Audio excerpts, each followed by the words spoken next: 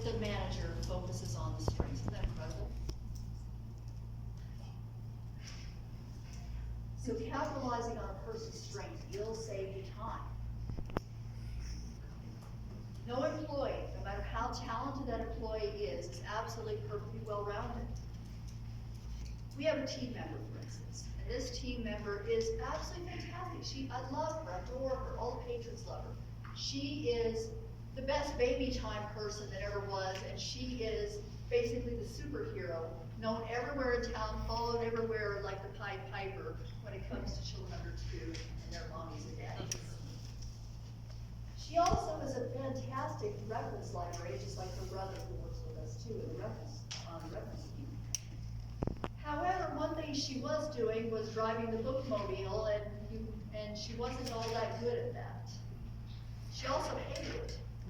Only she was so worried about changing anything. She's not one of those people that really enjoys change, and so she was absolutely against stopping driving the bookmobile because she'd always driven the bookmobile, so she felt like she would be remiss to stop doing something she hated. I don't get it, but I work with this, and it's like, okay, how am I going to get the needle to move to here from there? I know force doesn't work all that well, so what am I going to do?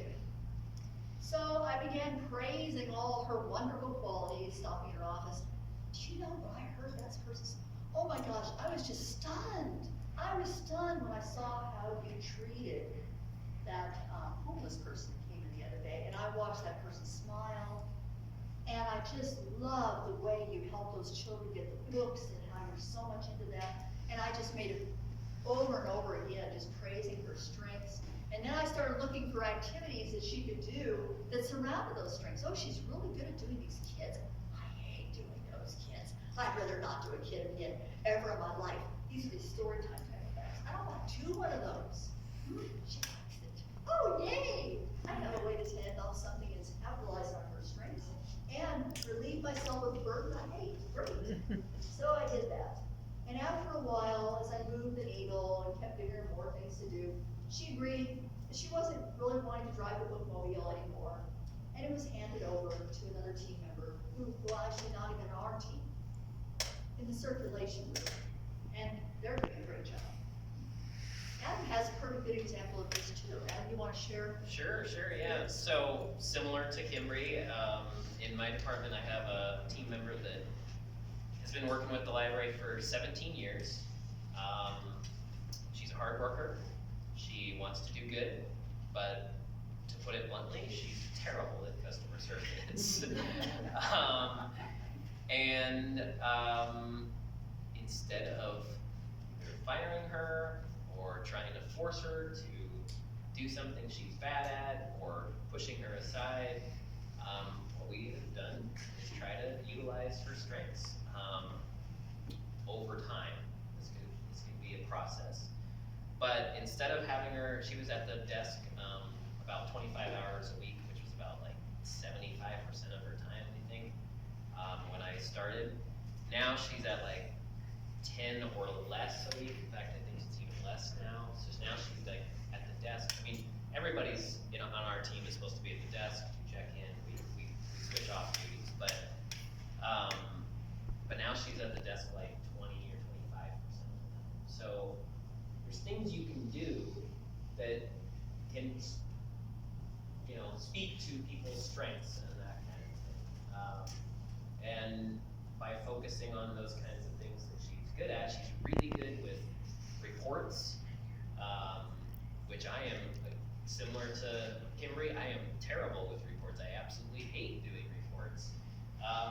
And she's great at them and loves doing them. So now I don't have to do something I hate. She's doing something she loves. I can go to the desk, which I love working the desk. But she doesn't like to work with other people.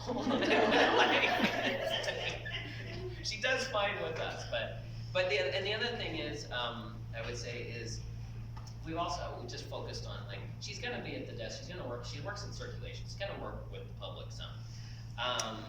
But we worked a lot on just coaching her through example, basically trying to show her good examples of those kinds of things. And again, kind of what we spoke to earlier, you know, it's like she has seen the good results of our patrons are happier, they treat us better, those kinds of things. She knows these things. In her head, it's just hard for her her personality and stuff to do those things, but you can still coach people and you can still help them to kind of, you know, sometimes it's just a matter of like just going through the motions of like, I mean, it's like she never smiles. And it's like, we're trying to like just smile and say hello to people. It'll really help, I promise. And she's trying to do those things. She wants to do good. And so the point here being, you wanna try and find ways to help people thrive, and you don't wanna just, basically because they're bad at one thing, throw them out.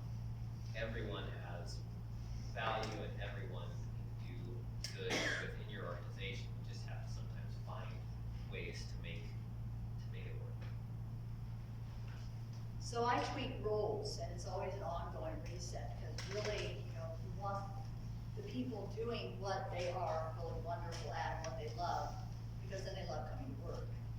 I allow team members to help me develop pieces of their job. That way they are owning their job. They're owning who they are and what they're doing, and I found this to be incredibly effective. And there's another question that I ask myself, it's a good question to ask it, and that's about stories. You know, what are my team members' stories?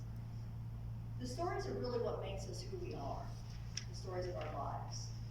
Can I choose to be interested in the stories of my team? This could be as simple as a check-in, like, how's it going? How are you today? Along with the coffee I brought. It can be as simple as that, and it can be taking them to a coffee and talking about non-work related issues, getting to know them. And all these things contribute to your customer service, because as the team member feels valued, then they're appreciated, and they're going out and doing that to the people that they're meeting. They're your customers, your people coming into the library. So I've given myself the challenge also of being willing to be open and vulnerable with my team. Absolutely human. They know my weaknesses. They know I'm not particularly organized. One of them finds my keys, you know? I mean, I just let myself be myself. And when I have a story that's appropriate, I let them know that story too. If it's appropriate to something that they themselves might be going through, and I don't feel that it impinges in any way. And I found that by developing these work relationships, it translates into top-notch job performance and customer service. Further, relaxed and happy team members are better able to adapt to change and think better outside the box. The world is changing so fast, and as library leaders, we are reflectors and indicators of that change. Think about the library of 2000 or 1980. How much has that changed?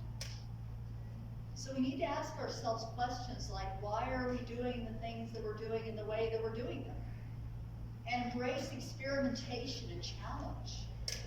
The status, you know, going away from the status quo to come up with something better for our time. Whether it be gutting or revamping an annual review, doing something completely different, or introducing the new technologies that we need to introduce on a regular basis, or even completely redesigning how our library is being used. As libraries and community leaders, each one of us, all of you, are instruments of change. Finally, there's going with the flow. A leader does best when we influence rather than control. When the spotlight does not shine upon us, but upon our people. There's a concept that Jenny said to the leadership team pretty early on, I think within the first year or two, that she said was an example of how we were being. And I thought it was wonderful. It appeared in Forbes magazine, and it's about a concept of leadership that you don't hear about very often.